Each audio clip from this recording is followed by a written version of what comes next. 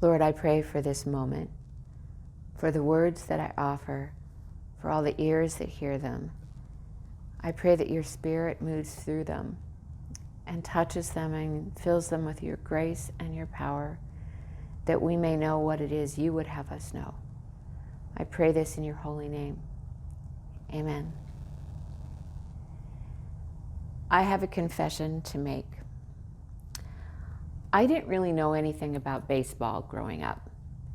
I grew up in Nebraska, and if you know anything about Nebraska, the wonderful state that it is that there is no professional sports teams in Nebraska, but that doesn't matter because we have the Nebraska Cornhusker football team, the best. There is nothing beyond that. And so I grew up knowing that, which is a fundamental truth, but I didn't know anything about baseball. But even I had heard of Hank Aaron. I heard about this famous baseball player. I heard that he was the one that finally broke Babe Ruth's record for home runs.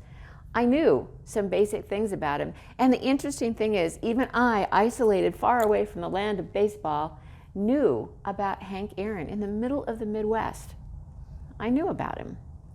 And over the years, I kept hearing about him. And then later, when I became a baseball fan, what he did became so much bigger for me. I understood so much more of what it meant to actually beat this massive record by Babe Ruth, to get to the point where he actually had 755 home runs. The number of awards and accolades that he received were phenomenal. He, in my head, became this just superstar of baseball, which, to be honest, I don't think is that far off for anyone that knows anything about this gentleman. As many of you know, he passed away recently, and there have been so many news reports, obituaries and articles and replays of interviews with him, and they all kind of follow a predictable pattern of an unpredictable and uncommon man. They often have titles of saying, one of baseball's great, the uncommon grace of Hank Aaron. And then the articles follow a certain pattern. They begin by listing his achievements in baseball, his records about how he was holding that record for home runs for decades before it finally was broken. He still holds records in RBIs and a number of games and various other records. He was inducted into the Baseball Hall of Fame the very first time he came up, with only 4 votes shy of the very first unanimous vote to elect someone into the Hall of Fame. His accolades are so impressive, and they go through the list. And then they often turn to a little bit of his biography about how he grew up in Alabama, poor, in Jim Crow South, where he didn't even have the money to have a baseball bat or a baseball, that he made his own bats, and he often hit bottle caps around. And of the stories of when he was one time tossing a ball back and forth outside the house, and his mother called and told him to run inside and hide under the bed, and the Ku Klux Klan drove by and threw a torch at their home.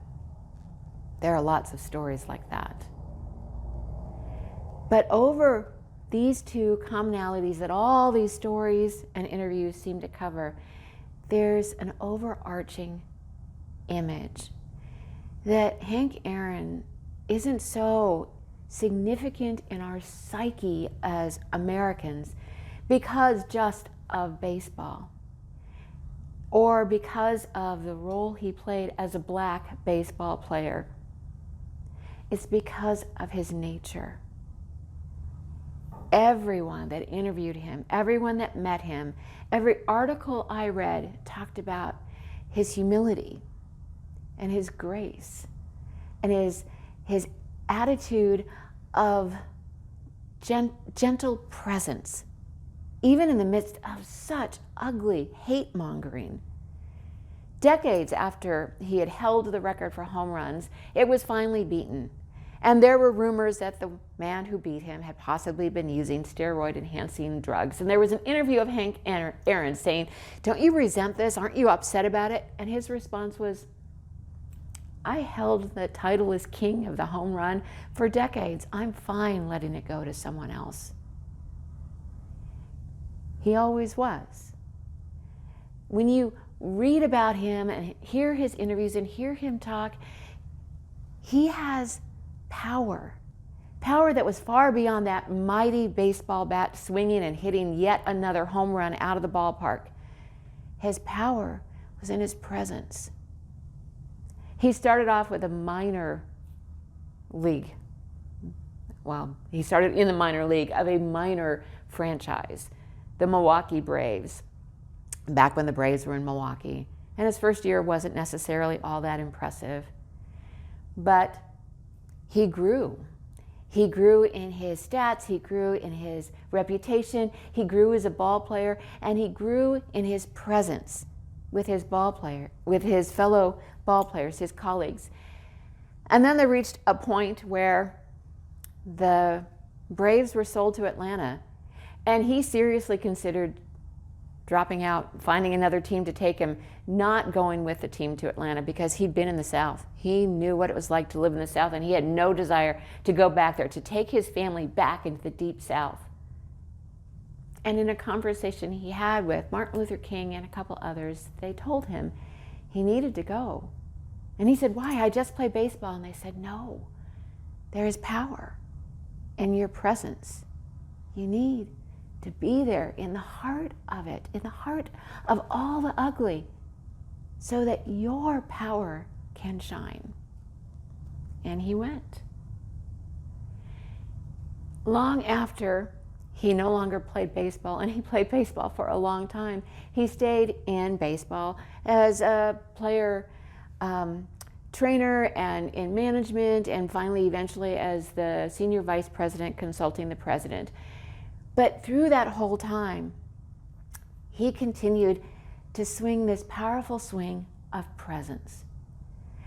He tells the story of when he finally came up to shattering Babe Ruth's record, and how if he had been a white man, this would have been celebrated all across America, but he received death threats. His family received death threats. His daughter, who was away at college, had to have FBI protection to watch over her because he, a black man, was threatening a white man's record. He didn't get angry about it. He didn't get furious at the countless letters he got saying horrible things about him. He saved them all, and he would reread them time and again to remind himself why it was so important to do what he did. Now, all the articles and interviews I read and listened to would talk about how grounded he was and how grace-filled he was, and that even when he's running from base to base and people are yelling the most horrible racial slurs at him, he kept going with such a loving, gentle spirit. There was such power in his presence. But what is not often mentioned is what might have been what grounded him. And I don't know for sure because I couldn't find any article or interview that said it directly. But what I do know is that when he and his first wife were expecting their first child, they converted to Catholicism. And it became such a grounding to him. Did you know that he kept Thomas à Kemper's Imitation of Christ in his locker room, in his locker, for his entire career? Imitation of Christ. Not in a parody fashion, but in the fashion of living into, imitating Christ's presence. And on the Sabbath day, immediately Christ went into the temple and he began to teach in the midst of all these people. And a man screamed out, claiming that he was the Son of God. And what does he have to do with them? All his ugliness was poured forth in the midst of those people. And Jesus silenced him, commanded him to come out. And the people were amazed at the power. Hank Aaron showed up in the midst of the crowd. And all the uglies came screaming out at him and were yelled at him and written to him. And he silenced them through the swinging of his bat and his presence. May we all be imitators of Christ. Amen.